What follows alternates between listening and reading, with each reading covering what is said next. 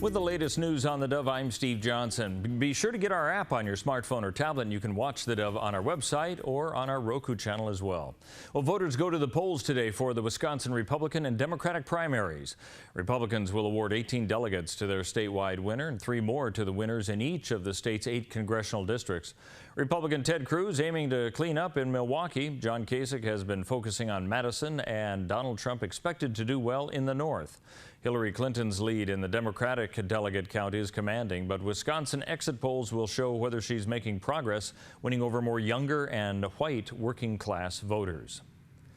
Now, the Villanova Wildcats are the College National Basketball Championships champions after Chris Jenkins swished a three-pointer at the buzzer to beat North Carolina 77-74.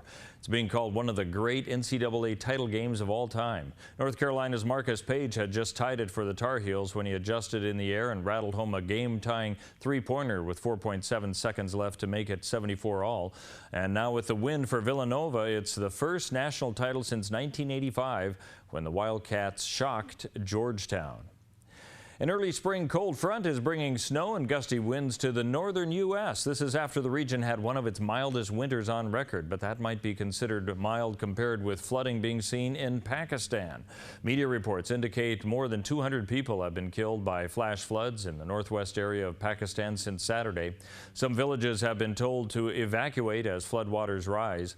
This is the pre-monsoon rains before the summer monsoons began, which last year killed dozens. Some areas are isolated, with a northern Swat Valley resident saying no one from the government is helping them. Relief goods have been sent, though, to the region as thousands have been forced to move to safer areas. Despite a wet winter, drought conditions continue to exist in some areas of Oregon. With all the snow at higher elevations and rain in the valleys, you might think the state would be free of dry areas in the state, but that is not the case. Areas near Bend and eastward, extending down to Klamath Falls, still are not out of the expected dry conditions this summer. National weather meteorologist Ryan Sandler says water managers still concerned with area reservoirs.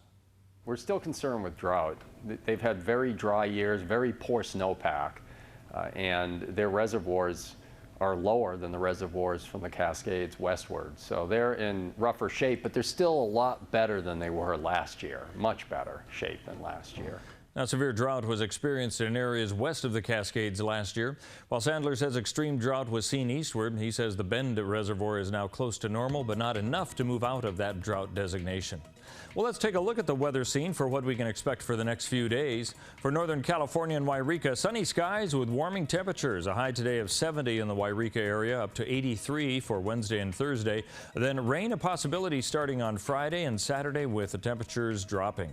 As we move into the northern, the Klamath Basin area, sunny today through Thursday, 65 the high today. Temperatures on the rise to 88 on Thursday. Rain coming back in on Friday. Moving along the Oregon coast, partly cloudy and 64, 78 and sunny tomorrow. Could see rain, though, on Friday and Saturday, with temperatures dropping it back into the 60s. For the Bend area of central Oregon, 60 and mostly sunny today, 78 by Thursday with sunny skies, with rain possibly on Friday and Saturday. And for southern Oregon, 71 today, 87 for tomorrow, rain possibly on Saturday. That's a look at news and weather. You're up to date on the Dove.